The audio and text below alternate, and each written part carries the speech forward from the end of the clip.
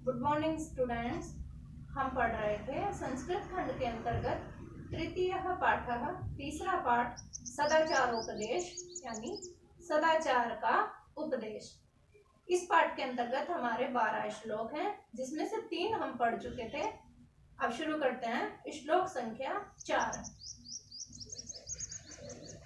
आचारा लभते हे आयु आचारा लभते श्रेयम आचारात् कीर्तिमाप्नोति पुरुषः प्रेत्यः चेह च।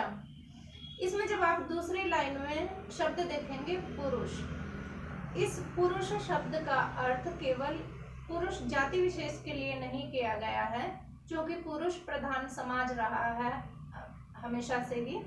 तो इसलिए मनुष्य के लिए जहाँ भी कहीं पुरुष शब्द आया है वह मनुष्य के लिए उसको हम प्रयोग करेंगे, चाहे वह स्त्री हो चाहे वह पुरुष हो।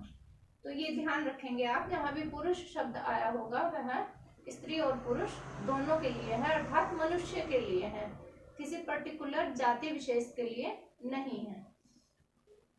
आचारा लभते, आचार से यानी सदाचार से, लभते प्राप्त होता है।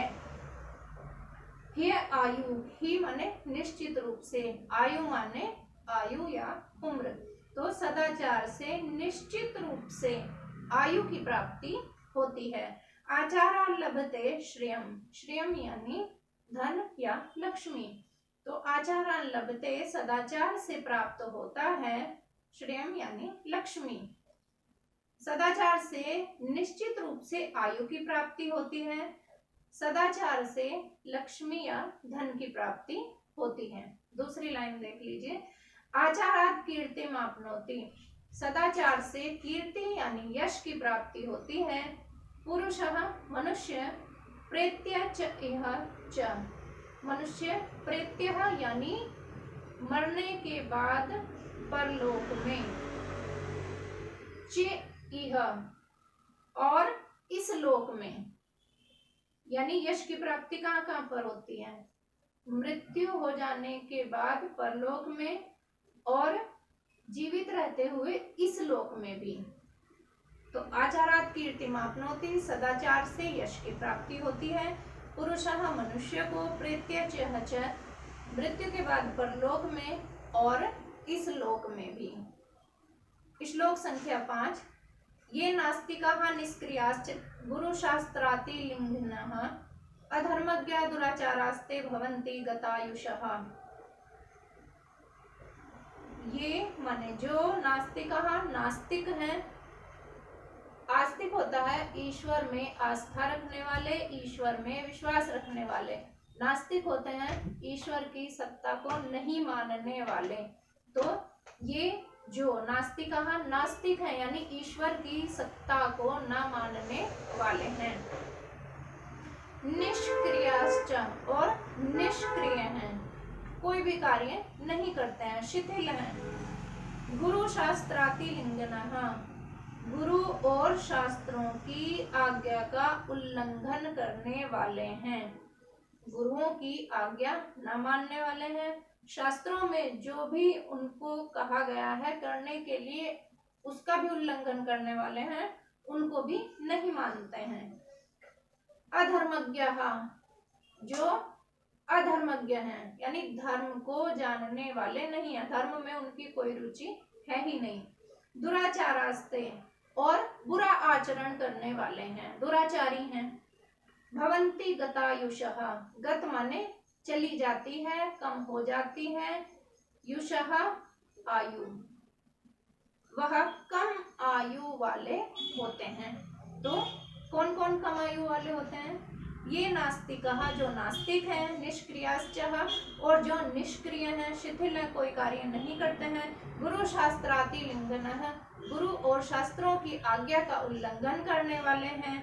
अधर्मज्ञः दुराचारास्ते, अधर्मी हैं, दुराचारी हैं। भवन्ति गतायुषः, वह कम आयु वाले होते हैं। श्लोक संख्या 6। ब्रह्मो मुहूर्ते बुध्यते, ब्रह्मो मुहूर्ते बुध्येत धर्मार्थो चानु चिंतयेत। उत्थाय आचम्य तिष्ठेत पूर्वाम संध्यायाम कृतांजलि। मनुष्य को क्या करना चाहिए, किस प्रकार के कार्य उसको ब्रह्म मुहूर्त यानी सुबह प्रातः काल से लेकर सायंकाल तक क्या क्या कार्य करने चाहिए। ये सारा सब कुछ जितनी भी सूक्तियां हैं इनका हमारे शास्त्रों में उल्लेख है। तो ब्रह्मो मुहूर्ते बुद्धेत, ब्रह्म मुहूर्त में, ब्रह्म मुहूर्त 4 बजे का समय होता है, 4 बजे तक का समय ब्रह्म मुहूर्त का होता है। तो ब्रह्म मुहूर्ते बुद्धेत, ब्रह्म मुहूर्त में जागना चाहिए, बुद्धेत यानी जागना चाहिए।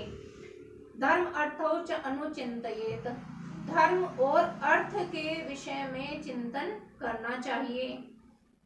उत्थाय आचम्य तिष्ठेत, उत्थाय उठकर, आचम्य तिष्ठेत आचमन करके, तिष्ठेत बैठना चाहिए।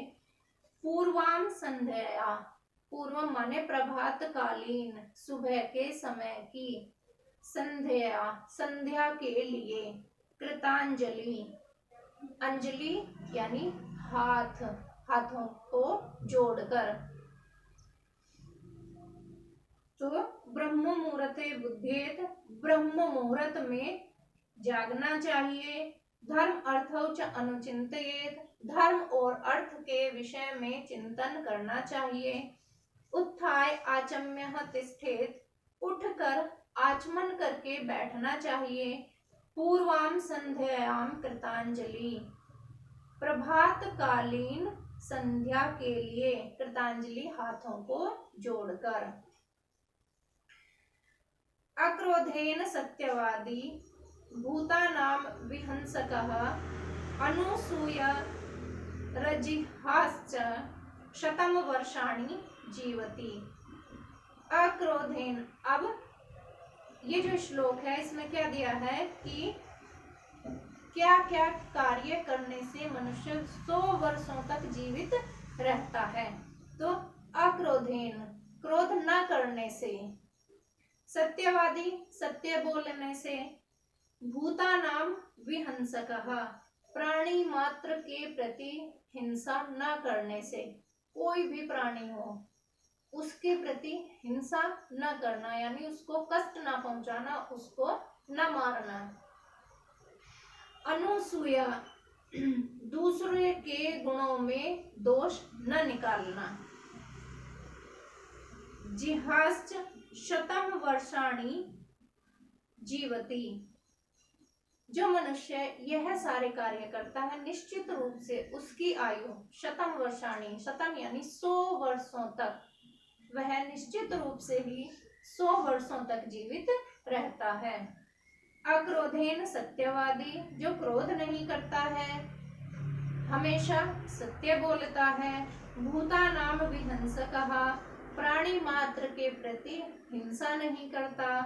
अनुसूय जिहाश्च, दूसरे के गुणों में दोष नहीं निकालता है। शतम वर्षाणि जीवति, वह मनुष्य 100 वर्षों तक जीवित रहता है।